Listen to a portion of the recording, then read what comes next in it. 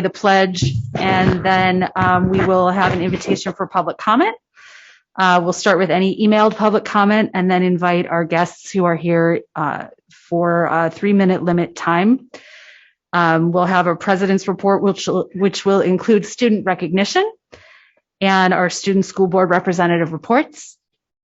Our superintendent's report, including good news, a strategic planning update, a COVID-19 update, a presentation of the 2021 Illinois school report cards, and then our consent vote agenda.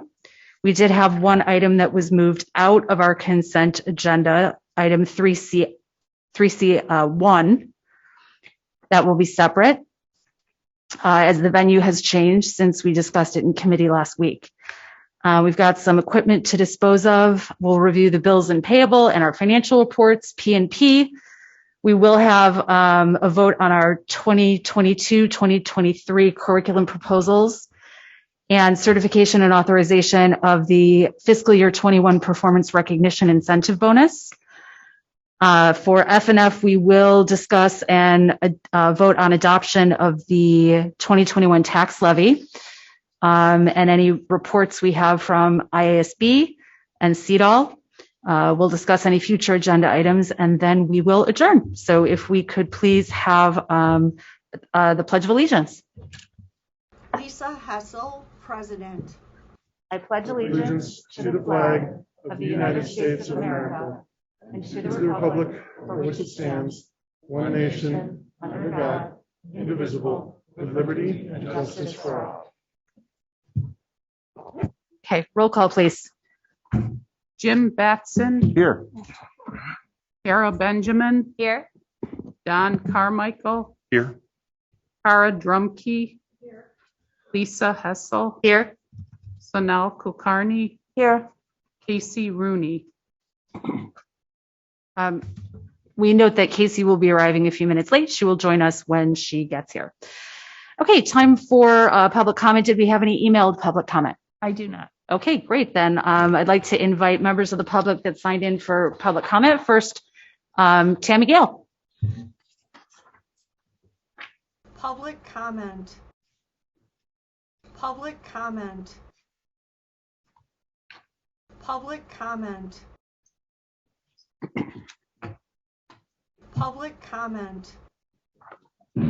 First, thank you to the board and the administration for allowing me to speak on behalf of my children and their friends. On November 12th, Dr. Herman sent out an email to parents regarding wanting to create a more inclusive and equitable learning environment for all students as part of the Daring mission and the district racial equity, diversity, inclusion policy. In the commitment section of that policy, it states that the school district commits to ensuring that the schools identify affirming environments where all students, their families, and the community feel safe, welcomed, and valued. Additionally, the policy states ensuring that all students have access to a diverse, multicultural curriculum.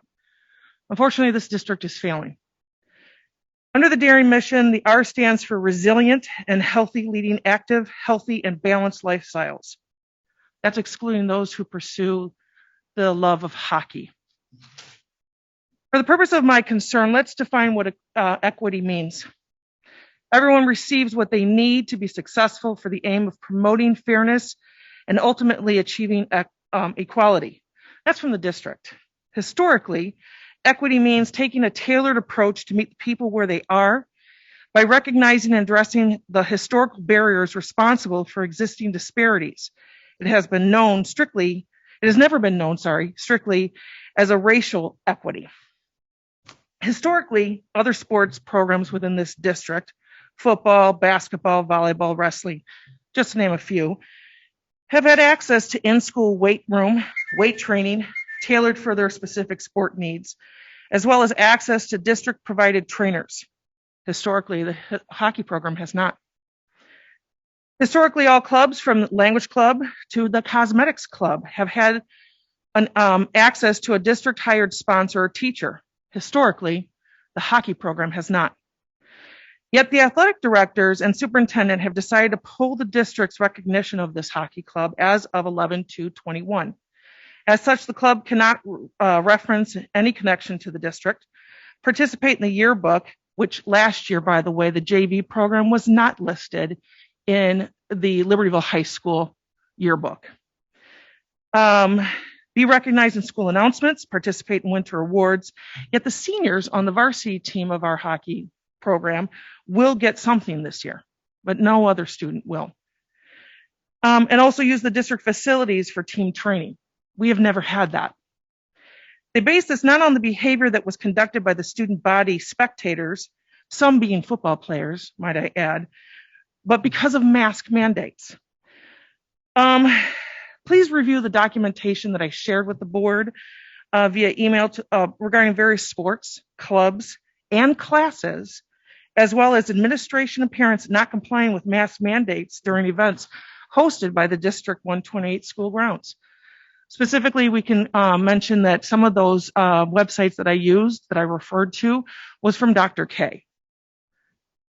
The ISM HA mask mandate from August 4th indicates for all sports, except diving and swim, must comply with mask mandates within the buildings. Ms. Gale, I just want to give you a heads up. That's 3 minutes. So if you could wrap up, that would be Absolutely. appreciated. Thank you. Yet this does not seem to apply to all sports within the district. Again, see the images that I did share, where it does show that there are students, staff, and players on all of these different sports and school promoted activities like homecoming that weren't wearing the masks. Thank you very much. Thank you. Next up, we have Sandy Bellows. Public comment.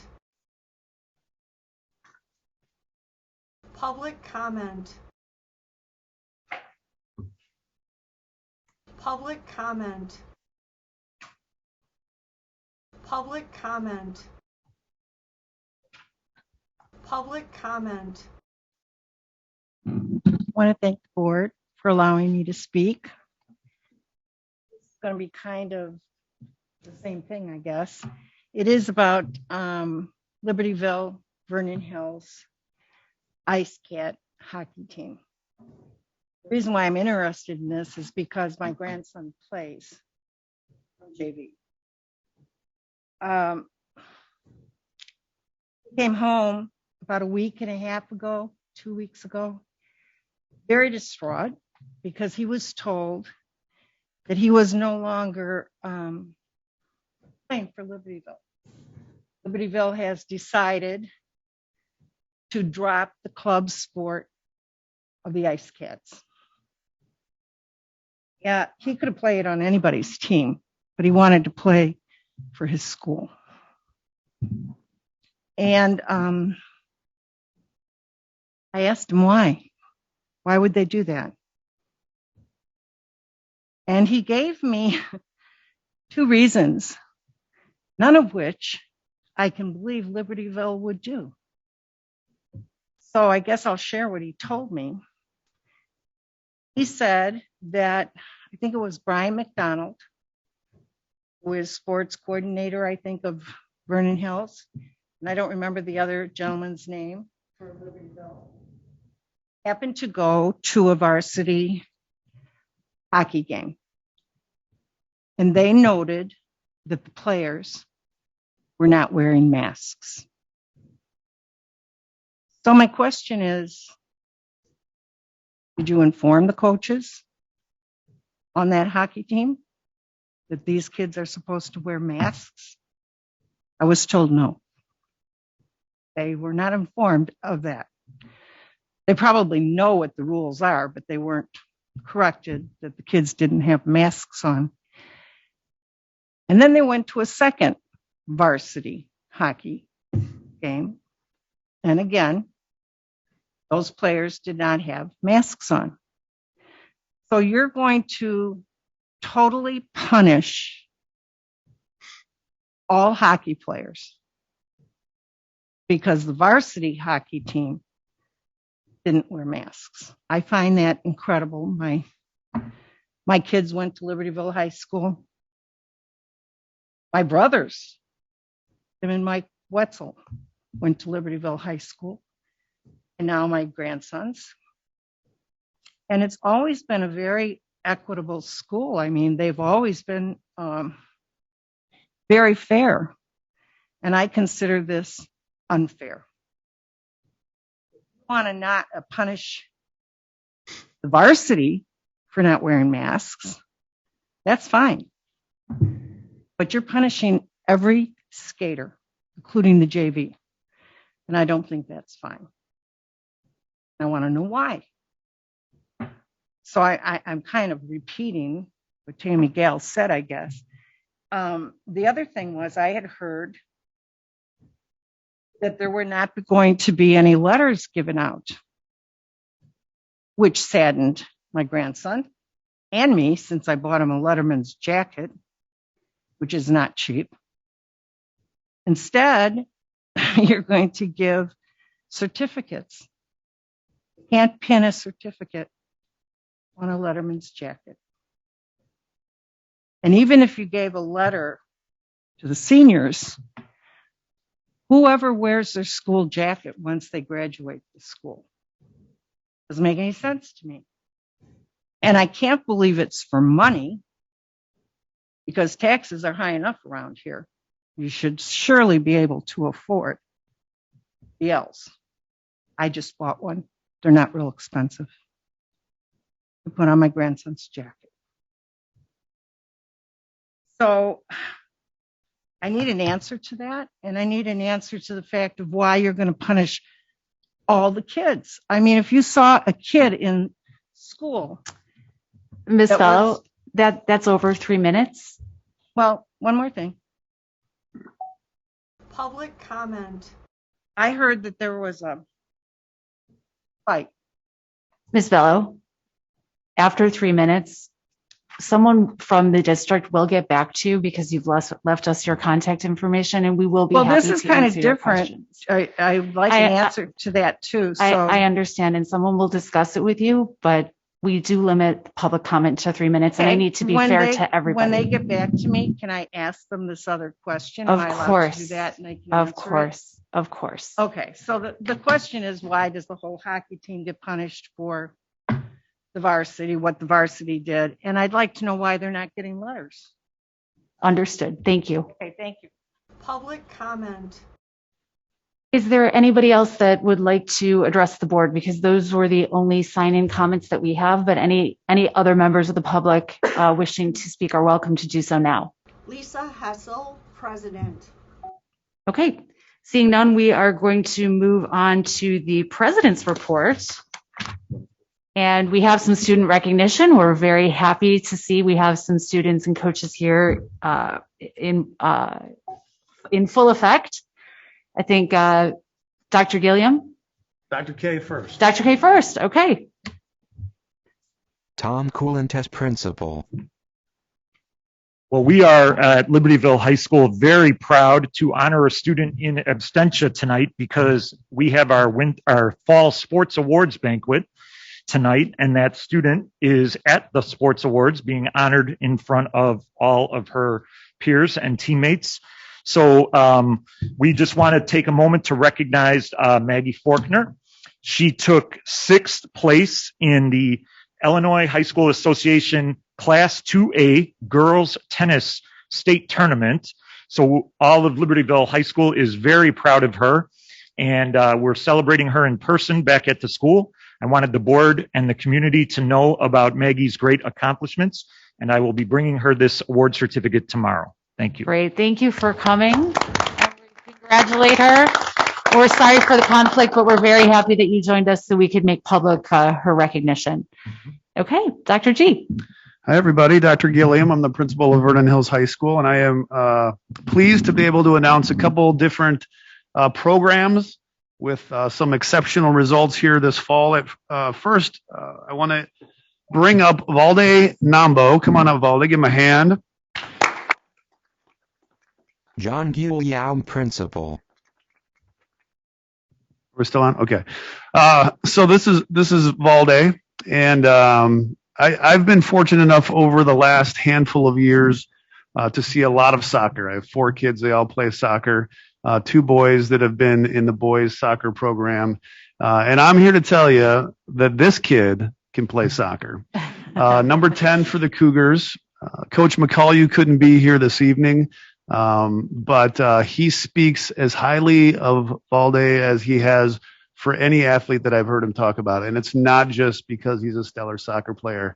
It's because he's a fine young man. And it was a pleasure for me to watch him this year, but actually over the last 4 years. My son was a senior when Coach brought Valde up as a freshman to play in those playoffs that year. And at that time, I remember thinking, okay, this guy's going to be good. And he sure was. Here's some accolades. All right.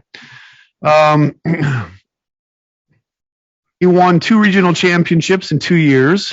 He was all sectional 2 years as a 10th and 11th grader, 3-time all conference CSL player, 2-time all Daily Herald team. He led the team this year with 14 goals. Pretty incredible ones, especially towards the end. And then this year was the only 3rd player in all of Vernon Hills boys soccer history to be ever named All-State. Valde Nambo, congratulations. John Guillaume, Principal. Lisa Hessel, President. Thanks. Congratulations, Valde. Congratulations on a great season. Oh, picture. Oh, I can't believe it. Okay. Board president.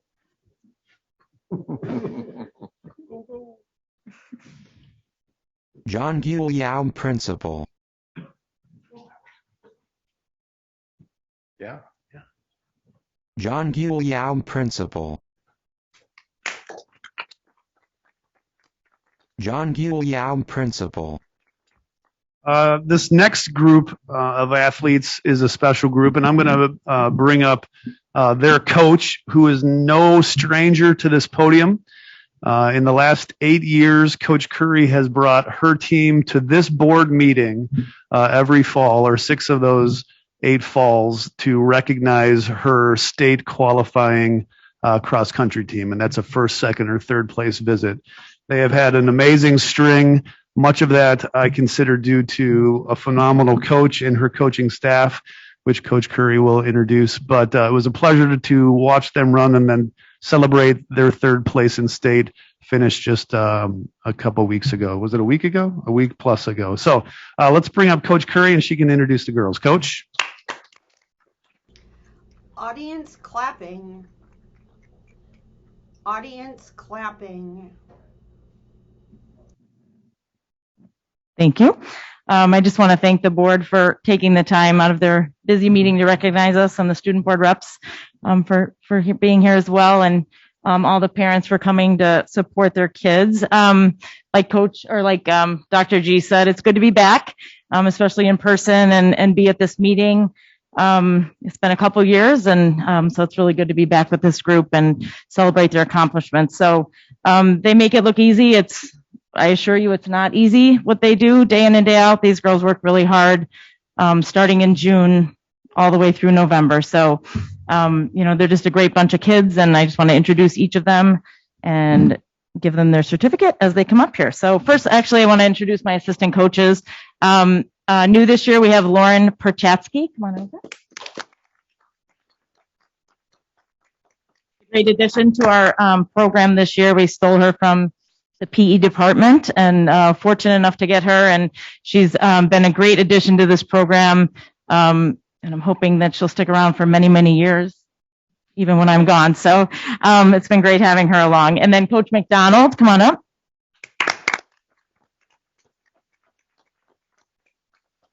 McDonald, is this working? Coach McDonald was new last year, but last year, as you guys know, it wasn't very normal. Not a lot of the things that we did this year, we didn't do last year. So kind of like a first year for her as well. So, and she's been an excellent addition as well. And it's been really good to have an all-female staff for a female sport. every time I step in the room full of coaches, I'm usually one of the only females in the room. So we actually got some comments at the state meet saying how cool it was seeing an all-female staff up there. So really proud of that as well. So first up, we have one of our alternates. We have Rachel Ackerman. Audience clapping. Rachel is a junior. Audience clapping. Next up, we have another junior. We're very junior heavy. So Emma Anderson. Audience clapping. Next up, we have one of our seniors, Ella Bohm. Audience clapping. Audience clapping.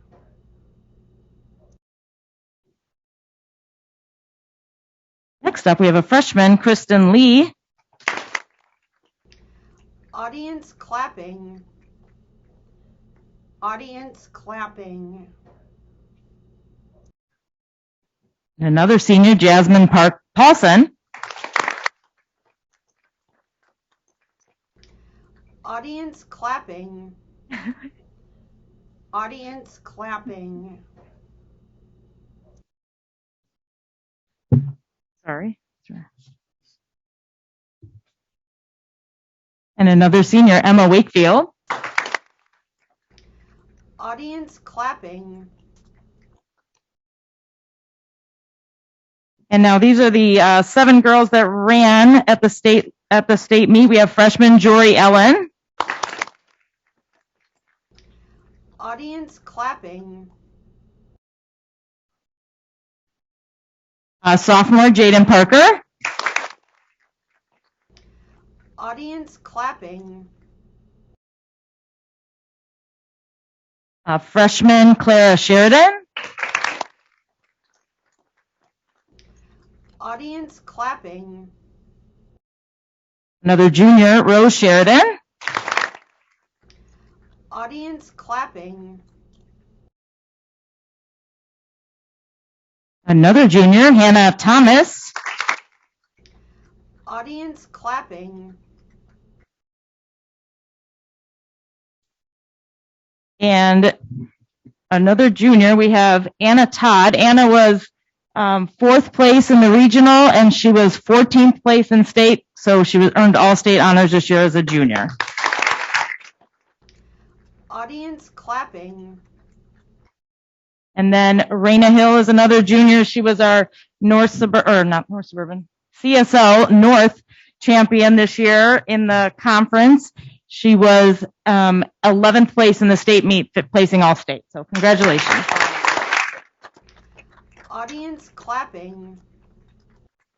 So as you can see, we have, I think only 3 seniors up here. So we have 11 girls coming back. We're going to definitely miss these seniors a lot. They brought a lot to our program, but with 11 out of 14 coming back, we hope we're right back here next November. So plan on it, hopefully. Audience clapping. Those guys fill in. Photographs being taken. Photographs being taken.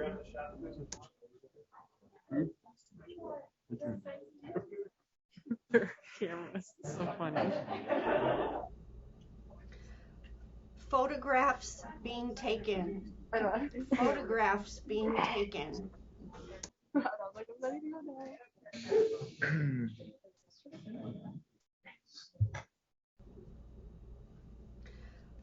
Photographs being taken. Photographs being taken.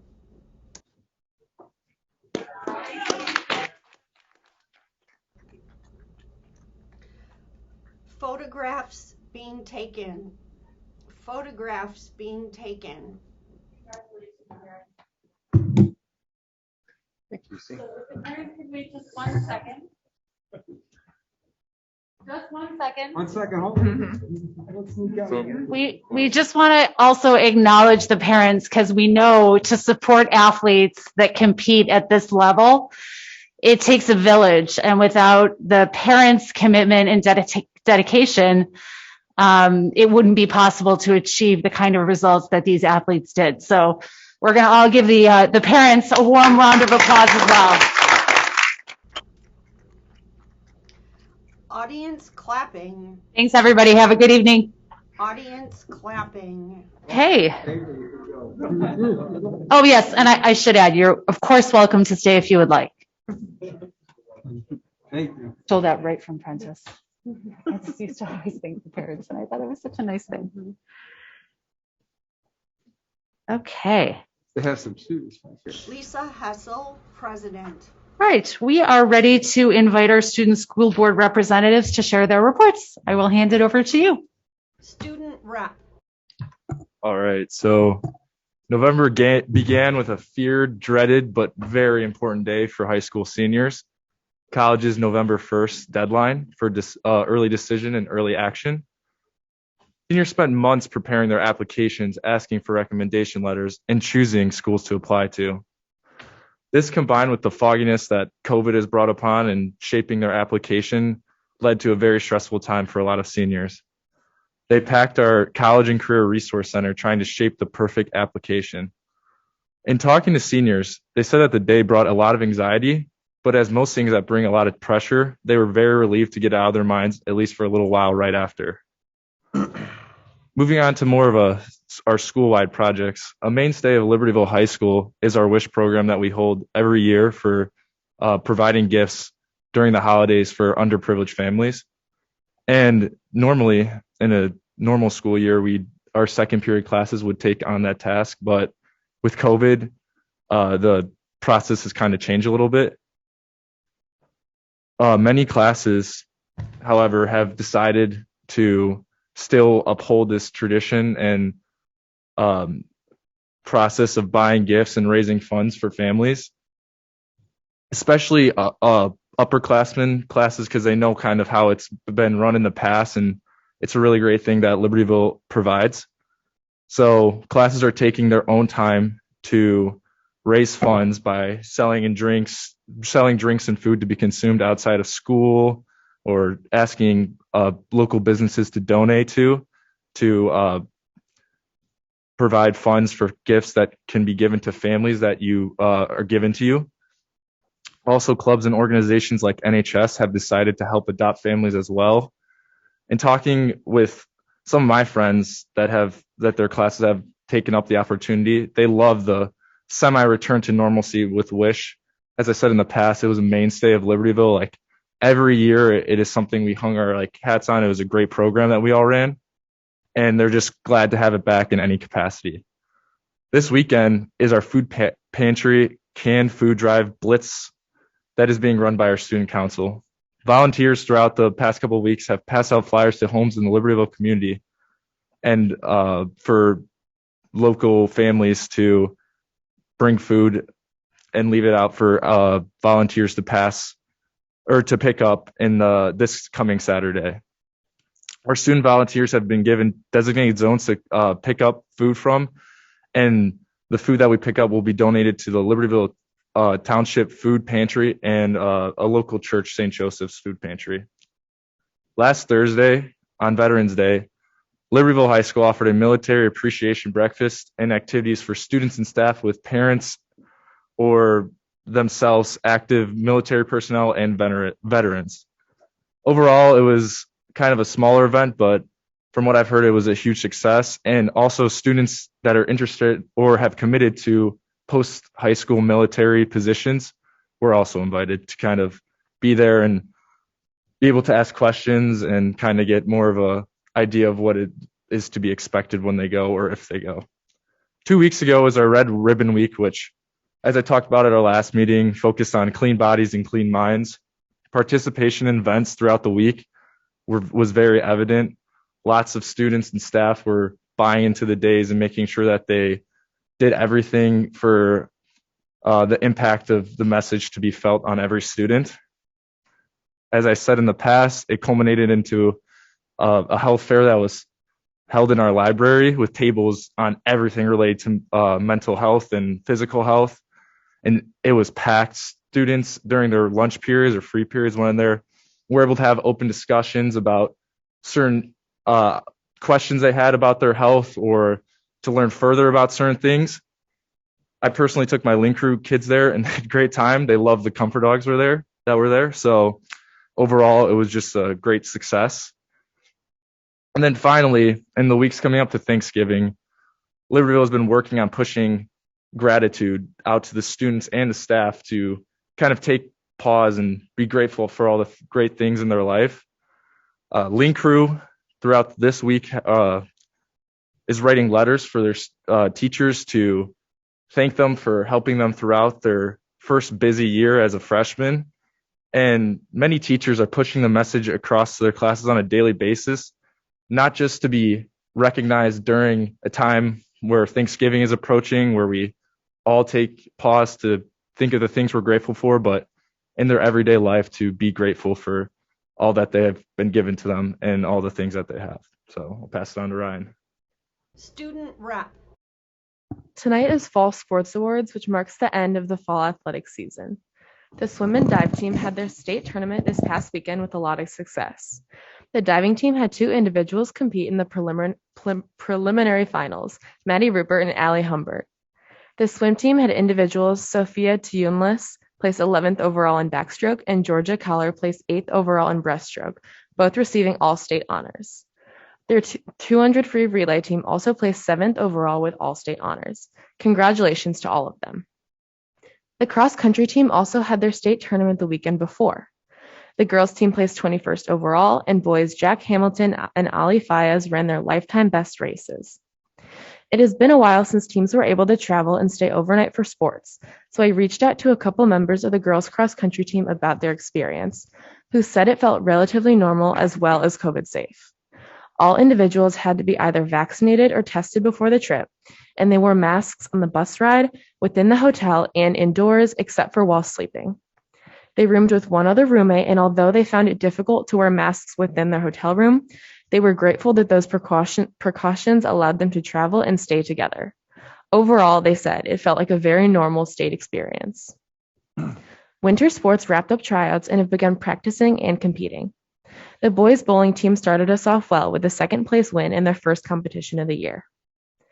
National Signing Day was November 10th, where many of our student athletes signed with the colleges they are continuing their athletic career with. One athlete talked about how it was a surreal moment for her because it's finally a tangible way for her to see the hard work in her future materialize. She said the school does a great job of celebrating their accomplishments and making the day a big deal. There have also been academic opportunities for students within these past few weeks. One of these is the Apple Language Test, which assesses language abilities through reading, writing, speaking, and listening. If you pass all 4 sections, you receive the Seal of Biliteracy, which recognizes proficiency in 2 or more languages by high school graduation. This award could provide opportunities for students in the future, so it's great that LHS offers us this test to take. I tested in the French language, and although going into the test I expected it to be impossible, I was pleasantly surprised to find that it was similar to the tests I've taken in my past 4-year French classes. Other students I talked to felt the same way in their languages, so that's just a testament to our teachers for preparing us really well to succeed. This is also the time of year where many students focus on keeping their grades up and are beginning to think about finals. Libertyville is implementing a change this year in the final schedule. Instead of having a formal finals week with each class giving a test worth 10 to 20% of the total grade, there's a new system that is much more flexible. Finals are not necessary for each subject, and teachers have more of a say in how their final is given. This week, some of my teachers have begun to talk about their plans for finals, and I have a wide variety. Some classes have no final, one is a final project rather than a test, and a couple are having a classic final. One consideration many AP teachers have is to prepare their students for the AP test at the end of the year. So it seems more common to have a typical final test in an AP class compared to the others. Although they may not be worth the full 20% in the gradebook, teachers want them to serve as a practice test. In some other classes, however, teachers believe students would benefit more from the extra teaching and learning time rather than taking a test-style final. A commonly cited concern among parents is that this new system will not adequately prepare students for college finals. However, many students I've talked to are more concerned with their grades now than preparing for future tests that seem far off in the eyes of most.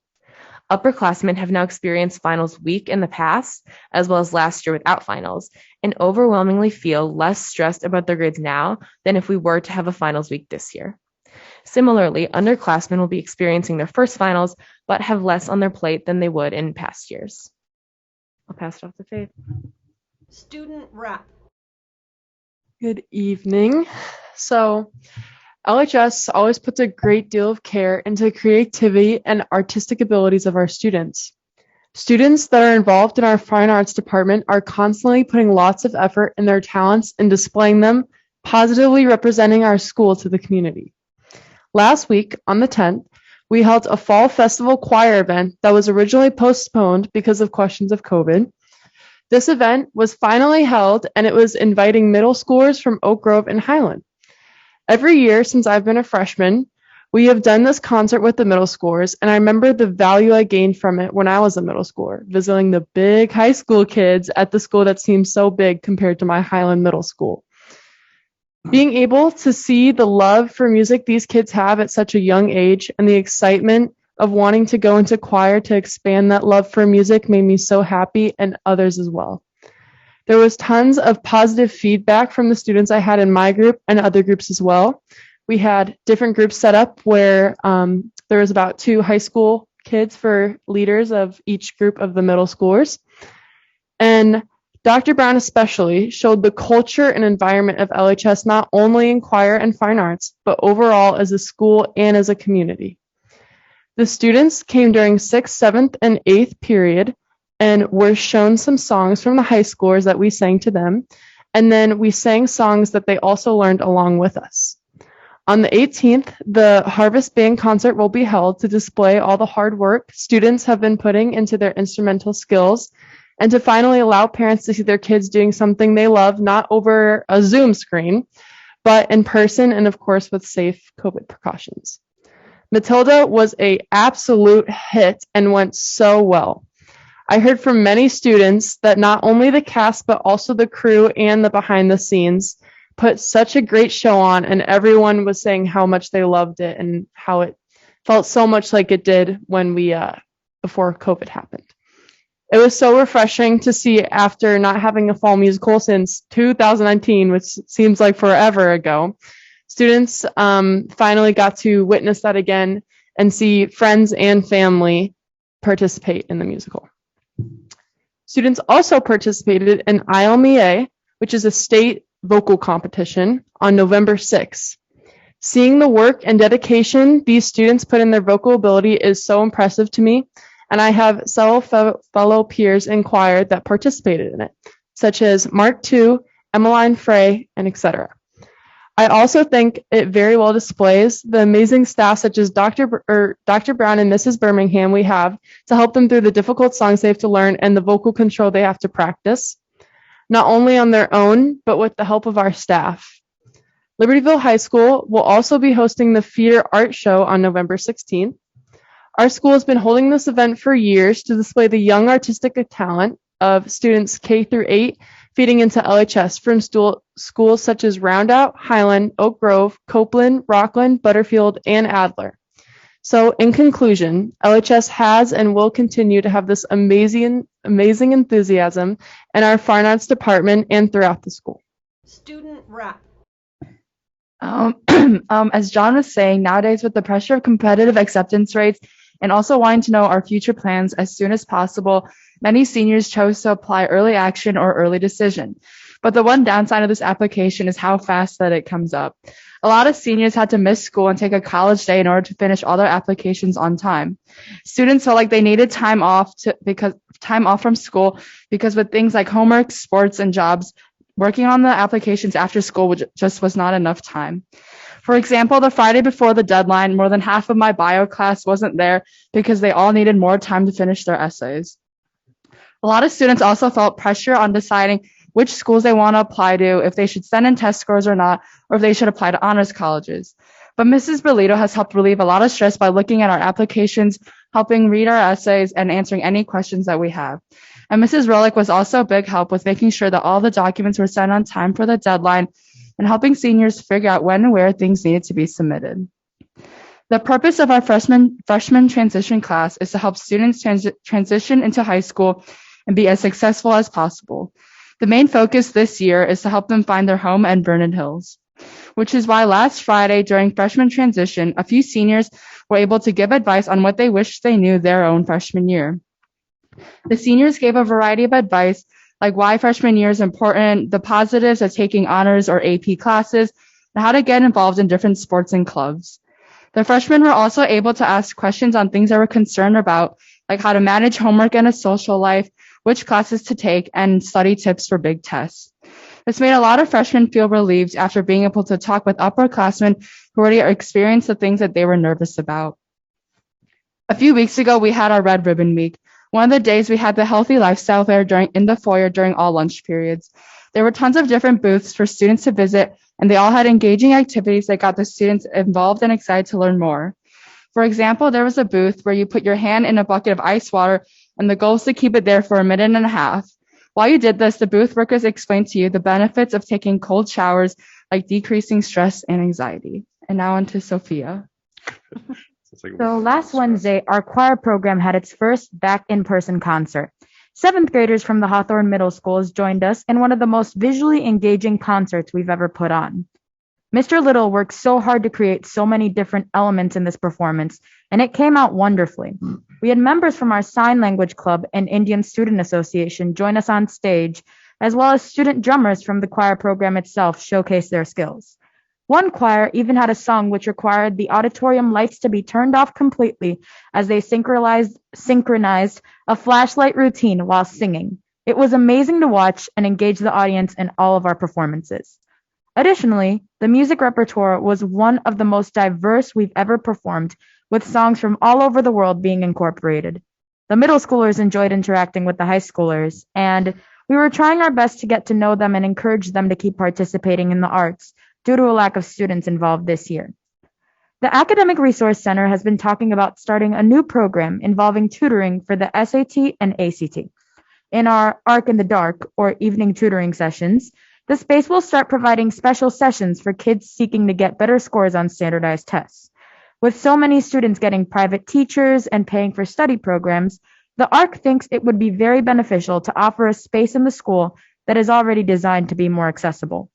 These sessions are still being talked about and will most likely start out after the new year. Give me a second. Okay. Our fall musical, James and the Giant Peach, showed a very successful return to post-quarantine theater. With 3 sold-out shows and many children filling up our seats, it ended up being a very fun show to perform. Every night, the crowds felt very energetic, which really fed into our energy on stage and made the show even better. Although masks were still worn, the actors worked with physicality on stage for months in preparation to still convey the story and not let COVID take away from the performance. It was honestly a different approach to acting than ever before, and it was really interesting for me and for other actors to switch it up for once. Our annual senior citizens show, however, did change quite a bit due to the elderly being a high-risk population. The attendance was lower than usual. Now, we usually tell the cast that the senior citizens will either take the time to fall asleep or sneak out early to get food in the foyer, but that wasn't really the case this year. They remained engaged all the way to the ending number and even gave us a standing ovation during the bows. Being able to entertain them again was so fun, and hopefully next year they can get their post-show meal back. Our Saturday matinee was also open to the middle schoolers from the Hawthorne district. That show was one of the most fun due to the kids in the audience and how excited they were. We even got to go out and sign autographs as our characters afterwards, which is probably my favorite memory from the whole run of the show. Overall, the show was so fun, and I'd like to thank the board for letting the theater kids, especially the seniors, have one last musical experience. Like Faith said, it really did help bring the magic back from what we had before COVID. Student rep. All right.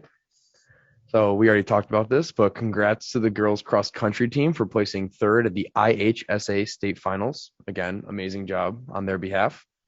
Also, congrats to Emma Zhang and Elise Lichtenstein for qualifying for the IHSA girls swim and dive meet. We also had Isabella Ramos for girls swim and dive that placed 12th in the women's 200 IM, which makes her a all-state member. Due to the change in weather, lunchrooms have become full again. Less kids are going out to lunch and eating outside, so they are moving to the cafeteria. In the beginning of the year with COVID protocol, teachers tried to allow only 5 kids to each table, but this has slowly faded away because we don't have enough space to do this in our new cafeteria.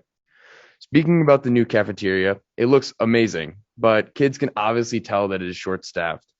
Every day, we are being served the same food because, again, we just don't have the staff to just change up the menu, which is totally fine. We wish it was possible to experience the cafeteria the way it was meant after the construction. Again, like the coffee room or the barista area hasn't been developed yet, and hopefully soon that will be something that we can all experience. While in the cafeteria, masks are allowed to be taken off for you to eat with your friends.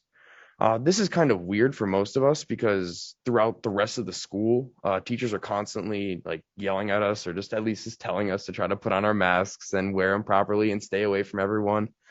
But once you step foot in that cafeteria, you're immediately allowed to take off your mask and sit inches away from everyone. And like, it's basically like COVID's gone in that specific area. But, and because of this, after the lunch periods, the students that come to their next class are having trouble adjusting to wearing the masks after that 45-minute period of just being with their friends and being all close to each other. And so, yeah. Lisa Hessel, President. Okay, great. Thank you so much. Couple of super fast comments. Ryan, you mentioned finals, and I will say that not only is that something that we've implemented in the district, but I think when students find themselves at the university level, they'll see that the teachers, the professors, the TAs all have the same autonomy to either give a traditional final, assign a project, use that as instructional time. So it very much mirrors what the college experience will be. Yeah. Did you want to say something? Yeah. Yeah. Go ahead. I just wanted to say how I think, I don't think it's COVID that changed it necessarily, but I feel like we've come a long way with finals. How I feel like when I was a freshman and thinking about finals, and not even just like adjusting from being a freshman to a senior, but I think they physically have changed in the stress levels that they have on us as students, because I think teachers either haven't been deciding to do finals, which is, obviously a lot weight of taken off our shoulders and stuff. But also I think the way that teachers have been going about talking about finals is a lot less intimidating. And they've been creating a more comfortable environment with how, it's not the end of the world. Like if you have an A in the class, don't spend 6 hours a day studying for the final, like obviously you don't want to flunk it, but you obviously want to prioritize how much studying you're doing for each class based on your grade. And I just think the way that they've been talking about it is like really effective. Yeah. Well, I think the educational philosophy has evolved in terms of assessments. And while assessments are still important and they're going to be a part of the educational world, I think the emphasis is on learning. And there's a lot of different ways to assess learning in addition to a final exam or as an alternative to a final exam. So I think, our teachers are continuing to evolve the way that, education in general, both at the K through 12 and university level has. So thanks for bringing that up. And then finally, Sophia, you mentioned something really interesting. If the information is available at some point next year, will you update us how many students have signed up for the test prep in the ARC? Because I think, there are students that take advantage of private tutoring, but between Khan Academy and the free resources that are now available with the ARC, I think it'd be very interesting to see how many students take advantage of that. So if you are inclined, let us know in a couple of months how many students take part of that. Yeah, So. I'm part of the executive board, so I can actually talk with Dr. Young and stuff when it gets started and keep updating. Great. Very interesting. Great job, all. Thank you so much. Okay. I'm going to turn it over to Dr. Herman for the superintendent's report. Thank you very much. And we will start off this evening with good news. And I don't think there's too much overlap to what you all reported from the student perspective. The following D128 students were selected to the IMEA, Illinois Music Education Association, District 7 festivals. From LHS Choir, Abby Harrison, Isabel Rudolphi, Sophia Rhines, Timothy Schumann, Megan Snow, and Mark II. In jazz, George Foster, George Huber, Gavin Johnson, Christian Larson, and Owen Gore. In band, Nick Anderson, George Foster, Cameron Wang, and Grant Karizakos, and Sarah Kim, Yelim Na, Evan Pittman, Sophie Verkoelen, and CJ Villani. And lastly, orchestra, Chloe Chan, David Friedman, George Huber, Nicholas Ignino, and Gavin Johnson. Congratulations to all of them. Audience clapping. To Vernon Hills High School, same IMEA. In choir, Joycelyn Bettarelli, Laura Doler, Sophia Gonzalez Bernier. Yay, Sophia. Yay. Danielle Hewitt, Neil Mehta, Jessica Shin, and Annika Urbanaz. In band, Anakia Amaro, Karen Kai, Ryan Cerulli, Joshua Kalankowski, Tyler Park, Ashley Rokaz, Irene Yu, and Madeline Zimmerman. And orchestra, Adam Brand, Jeffrey Brahms, Jason Frega, Noah Kim, Sophia Kim, Kaylee Kim, John Lee, Evan Shao, and David Wu. Dr. Denise Herman, Superintendent. After the district festivals, the top students from each Illinois MEA district will be selected for the state festival in January. Being selected to the state festival is the highest individual honor a high school musician can receive. So we will keep the board updated on that. Next up, we have 12 members of our D128 Special Olympics team that have been selected to represent Team Illinois in unified soccer at the Special Olympics USA Games, June 5th through 12th at ESPN Wide World of Sports Complex in Orlando, Florida. Participating team members are Liam Angelos, Luke Angelos, Bridget Bulletin, David Dubois, Eric Eitel, Albina Giza, Noah Hewitt, Joseph Maller, Chase Miller, Chris Morozen, Haley Spytek, and Nicole Spytek. The athletes will be accompanied by Coach Andy Compton and Coach Vince DeLuca. Again, huge honor. Dr. Denise Herman, Superintendent. A few more good news for students. We have senior from LHS, Ellen Bafika, is the school's representative of this year's DAR Good Citizens Award. The Good Citizens Program and Scholarship Contest encourages and rewards the qualities of good citizenship, dependability, service, leadership, and patriotism. LHS sophomore Samuel Kim won the Chicago Chamber Music Concerto competition. He will perform the St. Cian's Concerto for Piano in G minor, Op. 22, with the Northeastern Illinois Symphony Orchestra on November 18th. And NIU is hosting its annual High School Invitation Art Show this fall as a virtual gallery. Artwork by the following Vernon Hills High School students has been selected for display in the show: Callie Bennett, Kara Lee, Divya Mudimbi, and Brandon Smith. Congratulations to those students. And lastly, today is a very special day to recognize the outstanding efforts of nearly 6,000 elected school board members throughout the state. November 15th of each year is designated as School Board Members Day in Illinois.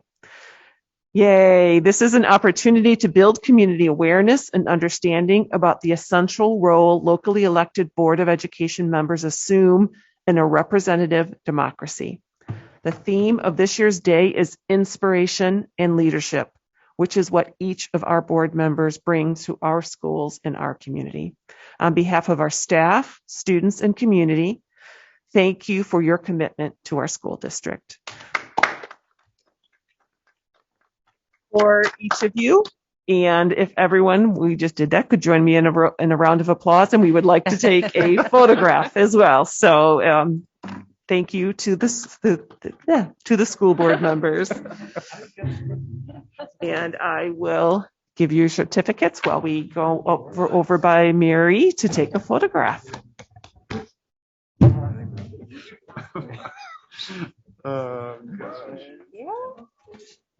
Do you want to take it over here? Yeah. Let's just push these chairs in. Thank you. You can kind of move the. Got a cord.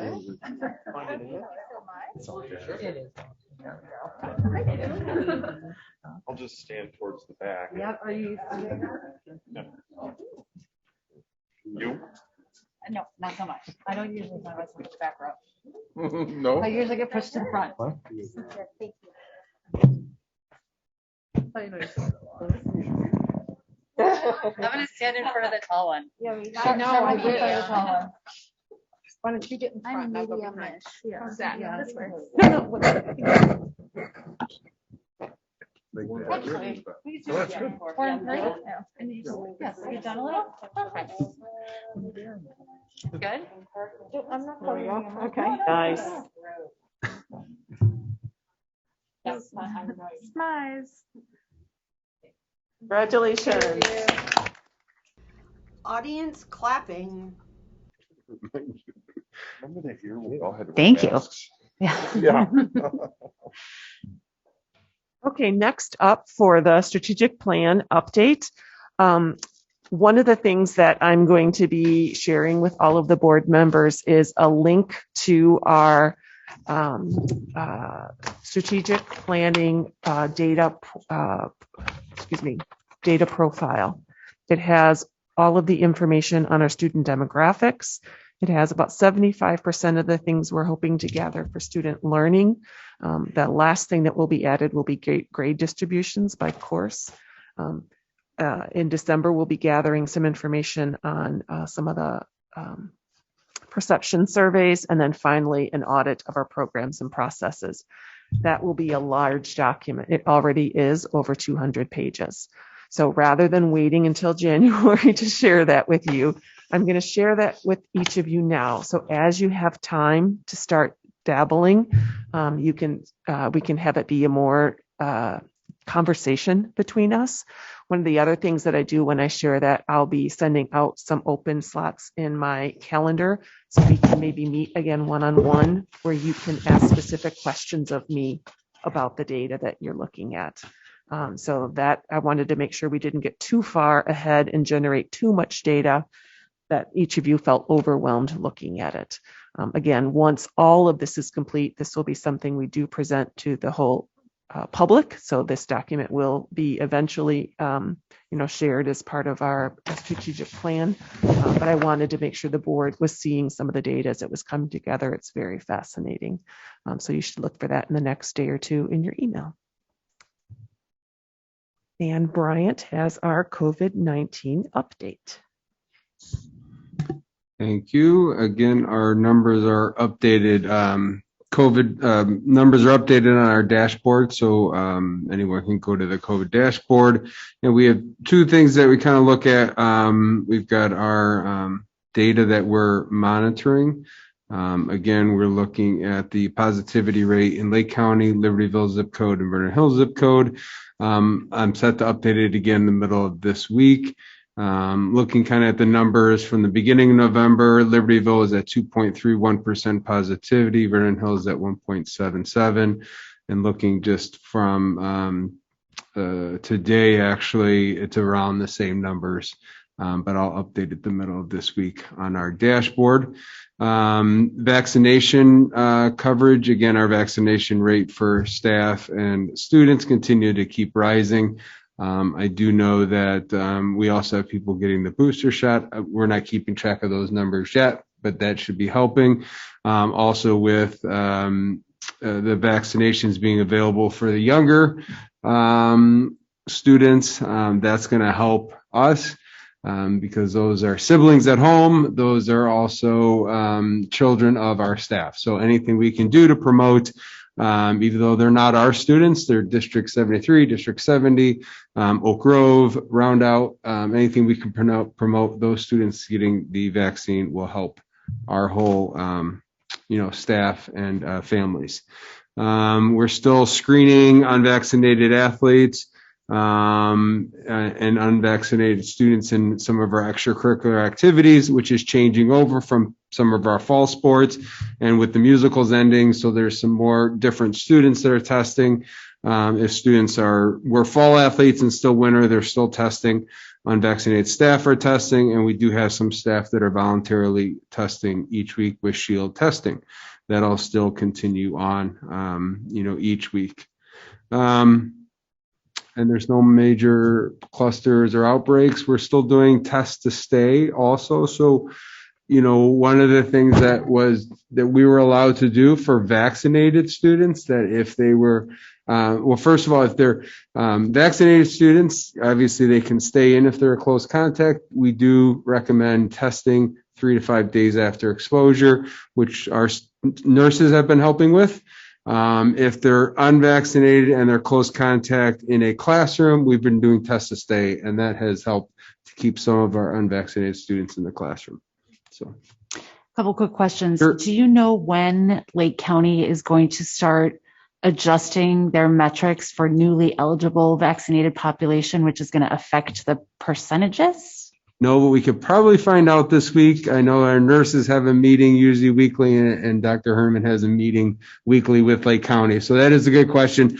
So when those eligible from 5 to 12 get thrown in the mix, all those percentages for Lake County and Libertyville will change. Our percentages of our students and staff won't change at all. Right. So when we see the county numbers change, we have to keep in mind that's going to be a transition. Correct. The county numbers are 60% right now. And so when you add in the 5 to 12, I wonder what that'll look like.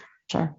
And then for any staff or students who are vaccinated but want to get tested, is that available for them to do in our buildings? But right now we have the ability for our staff to voluntarily test and without any symptoms, they can use our Shield. We just don't have the capability if all of our students wanted to voluntarily test.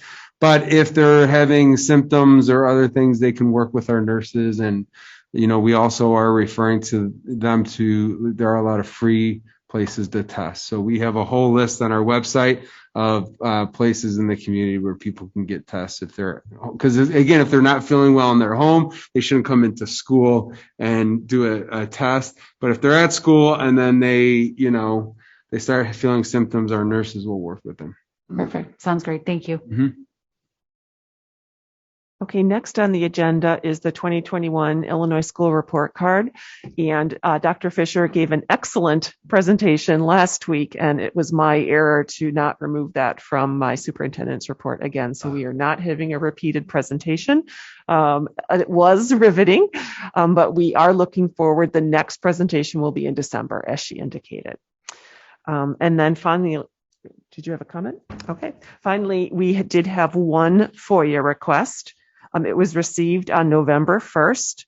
It was requested by Sean Gay, and the information requested was information regarding ice cats and communications between district staff and parents and between district staff. We replied to that on 11/5, indicating that it was a voluminous request, and we did hear back. And the person still wants us to go forward, and so we will be continuing to work on that throughout this week. And that's everything from my report. Great. Thank you very much. Okay, we are going to move on to the consent vote agenda. Casey, I don't think you heard me mention, but item 3C1, the location for the baseball trip has changed. So we're going to separate that out and vote on it separately. So I'm looking for a motion to approve the amended consent vote agenda. So moved. Thank you. Second. Great. Any discussion? Okay. While I was not in attendance, I did listen to the meeting, so I'm up to speed and feel okay voting on the consent vote agenda. Perfect. Thank you for mentioning that. Okay, then can we have roll call, please? Batson. Aye. Benjamin. Aye. Carmichael. Aye. Drumkey. Aye. Hessel. Aye. Kulkarni. Aye. Rooney. Aye. Okay, thank you. Motion passes. So now would be the time for us to discuss the LHS baseball educational tour request to Phoenix, Arizona for spring break. Yes, and so the original trip proposal from the baseball team that we reviewed at the PNP committee was a trip to Phoenix. And since that conversation, head coach Matt Thompson began to ascertain and verify that the team would actually have games available to play while in Arizona, and was not having success to the degree that he hoped. And so he began to investigate other locations where the games might be more readily available. And so you have in the packet a renewed proposal to have the baseball team from Libertyville travel to Orlando, Florida. Same dates and anticipated costs may be similar.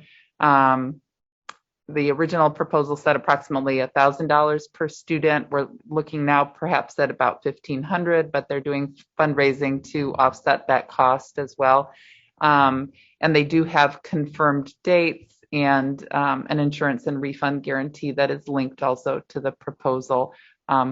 This is the same organization that Sean Farrell had presented on the LHS softball trip to Orlando. So the two proposals now would be going to the same destination and using the same organization to plan the games that they'll participate in. We're asking you to approve this now with the new location rather than the trip that we discussed in more detail at PNP. Great. So I'm going to ask for a motion to approve that. And if we do have a motion in a second, then we can have any discussion. I motion to approve the baseball trip to Orlando, Florida as presented. Second. Great. Any discussion or questions? Coach Thompson's been doing this for a long time. I have every confidence that he will pull off another great trip. Okay. Anyone else have any comments, questions? No. Discussion? Okay, roll call, please. Benjamin. Aye. Carmichael. Aye. Drumkey. Aye. Hessel. Aye. Kulkarni. Aye. Rooney. Aye. Batson. Aye. Great. Motion passes. Thank you. I will turn it over to Dr. Batson for the PNP committee. Thank you. We have two items on the PNP agenda. First one is the 2022-2023 curriculum proposals. So we'll begin with that. Dr. Fisher, do you have any overview you want to provide real quick? Yes, we reviewed all of these proposals at the PNP committee meeting. We are hoping to offer a Calculus 3 honors class that would earn students dual credit with CLC, and we're working on the agreement to ensure that that will take place.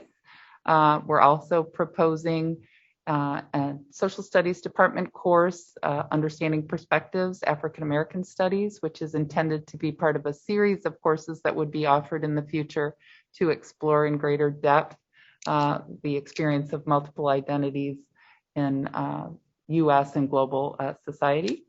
And finally, we have a couple of name changes. The College Practicum English course is being changed to match the expectations of the community colleges and agreements for a transitional course in English, whereby a student who completes that course in high school would be qualified to take a credit-bearing course rather than a remedial course at the community college. So that name changes based on that agreement. And we're changing our English learner program names back to English learner rather than emergent multilingual, simply because it's a term that the state is using and that is more understood by the families that benefit from those services. So those are our requests, and happy to answer any questions that you may have. Okay, thank you. And note that these were covered in some detail at our committee meeting, so we had quite a bit of quite a bit of time to discuss and go into some detail on all these changes. I think we're ready to have a motion here. So, Jim Batson, Vice President. okay. Any questions, comments from the board? Okay, hearing none. Can we have a roll call, please? Carmichael. Aye. Drumkey. Hessel. Aye. Kulkarni. Aye. Rooney. Aye. Batson. Aye. Benjamin. Aye. Okay, motion passes. The second item on the program and personnel is certification and authorization of the FY21 performance recognition incentive. Again, this was discussed in committee earlier in the month. Yeah, so we did go over this in committee. I shared the performance recognition incentive, the criteria that was set forth for this 3-year contract. This has been in place for the past several teacher contracts. And again, if a certain number of the markers are met, then our teachers, per the teacher union contract, would receive this performance incentive. So in this last one, there were 4 criteria. One of the criteria, due to the one that was set forth, there was not a base year, and so we only had 4 criteria, and we met 3 out of the 4 criteria. And the recommendation with 3 out of the 4 is that you're missing 1, and we recommend 1.5% for the performance recognition. We also, would be looking for authorization from the board tonight to authorize payment to our support staff and administrators, because again, we believe that everyone in the district supports the success of our students. So it's in the teacher union contract, but then we need the board to authorize payment and extend that to our support staff and administrators. Okay, thank you. Can we have a motion, please? Move to approve the certification and authorization of the fiscal year 21 performance recognition incentive. Second. Okay, any questions or comments by the board? No, hearing none. Roll call, please. Drumkey. Aye. Hessel. Aye. Kulkarni. Aye. Rooney. Aye. Batson. Aye. Benjamin. Aye. Carmichael. Aye. Okay, motion passes, and that concludes the Program and Personnel Committee report. Thank you. That might be a record. Yeah. I don't think there's a chance that Chairperson Rooney is going to match that record time tonight, only because of the number of things on the agenda, but I could be wrong. I was like, don't one throw a vote for challenge. No, it's just, I saw a lot of lines, but it's just one thing. Sounds like a challenge to me. I Yeah. know. I'm like, to me and Dan, you just threw a challenge down to me and Dan. Yeah. This is the wrong person I want to challenge. Yeah, we really only have one thing, but it is a very, very important thing. And in keeping with the way we do things, we have discussed this at several board meetings and several committee meetings in depth.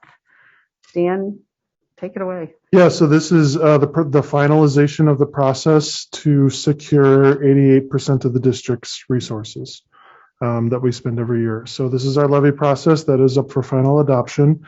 No numbers have changed since our previous meeting, so those are still there. So what we are recommending is a 2.32% increase, which is based on a CPI of 1.4%. And so, but based on the way our allowable taxes are calculated, we anticipate getting not more than 2%, the way it's calculated, but we asked for 2.3 because, as we have talked, the way the math works is there's 2 variables in the formula that we won't know until the spring. And so we have to guess what they will be. We try to guess carefully and conservatively. And I feel that 2.3 puts us well within allowable risk. And so, yeah, if we do this, so the 2.3 that are the 2 that we're expecting, that would be the lowest increase we've had since 2016, which in that year, CPI was 0.7%. So the CPI is a big driver for that. So yeah, that's what we have. So the levy in total would be for $84,423,091. And there's several resolutions that go along with this, and you'll see the certificates. These are all the documentations that we talked about at previous meetings. So That's basically telling where the money's going, which fund it's going into. yeah, technically which levy it is. So we say levy, but it's separate levies that are technically happening, but we combine them all when we're talking about the number in total. Okay. Any questions or comments? All right, hearing none, can I get a motion for the adoption of the certificate of the 2021 tax levy and the accompanying resolutions as listed? So moved. Second? All right, motion passes. Roll call. Roll call. Let's do a roll call. Hessel. Aye. Kulkarni. Aye. Rooney. Aye. Batson. Aye. Benjamin. Aye. Carmichael. Aye. Drumkey. Okay, now the motion passes. Motion passes. We're on And I am delighted to acknowledge when I am wrong. Chairperson Rudy, you win the prize for the fastest committee agenda of the evening. Set the bar, though. That was the fastest ever, in my experience. Congratulations. Thank you. Okay, moving on. Do we have an IASB report? Just to thank Dr. Herman and the team for the wishes and the certificate. And I'll see many of you this weekend at the joint conference, co-sponsored by the Illinois Association of School Boards, where we'll do a lot of learning. Forward to it. Yeah, looking forward to it. Thank you. Okay, any CEDAL update? Nothing at this time. Okay, any future agenda items that we'd like to discuss? I do have one, and I should have mentioned it beforehand, but before COVID got crazy, we had discussed the possibility of creating either a board committee or a superintendent's committee for all things environmental. So sustainable D128. I don't know if the committee has ever been fully formed or if it's met, but I would like to find out where we are there, and I would like to kind of get back into the swing of moving forward. We can have that for sure. Definitely. Thank you for bringing that back. It was something I know that you and Dr. Colantis had started, the district sustainability initiative pre-COVID. The man's filled with ideas. Yeah. It's an interesting topic. I believe there's some session on geothermal. I was fortunate enough to visit McHenry High School about a week ago, and they're using geothermal energy as part of their initiative, in addition to solar energy and some other initiatives similar to that. So, yeah, it's a great topic. Yeah, thank you for bringing that back, and we look forward to discussing it further at probably next week's committee. Yeah, great. Anyone else have any future agenda items? Okay, with that, I will ask for a motion to adjourn. So moved. Second. Thank you. Roll call, please. Kulkarni. Aye. Rooney. Aye. Batson. Aye. Benjamin. Aye. Carmichael. Aye. Drumkey. Aye. Hessel. Aye. Thank you, everyone.